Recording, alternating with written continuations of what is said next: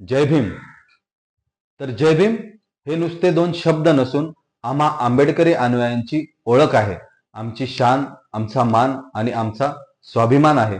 पण कुणी केली बरं या जय भीम ह्या घोषवाक्याची सुरुवात? चला तर मग आज ह्या मागचा इतिहास जाणून घेणार आहोत. तर 6 जानेवारी 1935 रोजी बाबू हरदास एल.एन. यांनी समता सैनिक दलाला पत्र लिहिताना जय भीम या घोषवाक्याची लिहून सुरुवात केली व पुढे आंबेडकरी समाजातील चळवळीतील कार्यकर्ते एक दुसऱ्यास भेटल्यास जय भीम असे म्हणू लागले. पण कोण होते हे बाबू हरदास? तर चला मग जाणून घेऊया बाबू हरदास यांचाही इतिहास. तर 1904 रोजी बाबू हरदास यांचा जन्म झाला. 1916 त्यांचा विवाह झाला.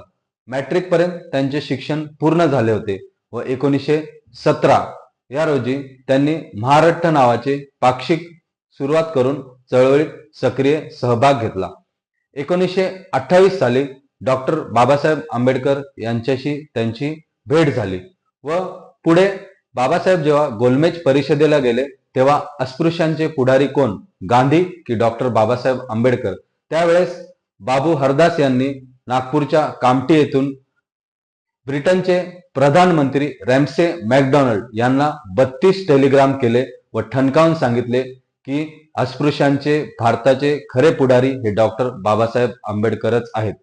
1935 6 जानेवारीच्या रोजी बाबू हरदास यांनी जय भीम ह्या घोषवाक्याची सुरुवात केली.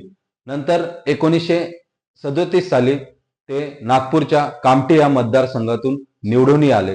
पण 1939 ला वयाच्या अवघ्या 35व्या वर्षी त्यांचे आजाराने निधन झाले. तर अशा या एकनिष्ठ आंबेडकरी चळवळी कार्यकर्त्याला मानाचा जय भीम.